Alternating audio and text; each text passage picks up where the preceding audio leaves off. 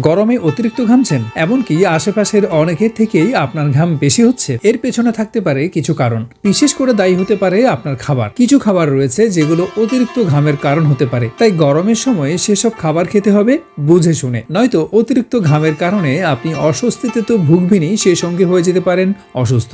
চলুন জেনে নেওয়া যাক কোন খাবারগুলো আপনার ঘাম বাড়িয়ে দিতে পারে। কফি। অনেকের দিন শুরু হয় কফি দিয়ে, নয়তো দিন নাকি চাঙ্গা হয় না। কিন্তু পুষ্টিবিদদের মতে এই গরমে ক্যাফিনযুক্ত পানীয়তে রাশ টানা জরুরি, কারণ এটি আপনার ঘাম বাড়িয়ে দিতে পারে। দ্বিতীয়ত, তেলে ভাজা এবং মশলাদার খাবার। গরমের ক্লান্তি কাটাতে মাঝে মাঝে একটু মুখরোচক ভাজাভুজি খেলে মন্দ হয় না, তবে ডুবো তেলে ভাজা খাবার বেশি খেলে ঘাম হতে থাকে অনবরত। এছাড়া ঝাল মশলাদার খাবার আপনার শরীরের তাপমাত্রা বাড়িয়ে দিতে পারে, যেটি হতে পারে ঘামের কারণ। তৃতীয়ত, অতিরিক্ত চিনিযুক্ত খাবার। বেশি চিনিযুক্ত খাবার খাওয়া স্বাভাবিকের চেয়েও বেশি ঘামের কারণ হতে পারে। অতিরিক্ত চিনিযুক্ত খাবার খাওয়ার ফলে শরীরের অতিরিক্ত পরিমাণে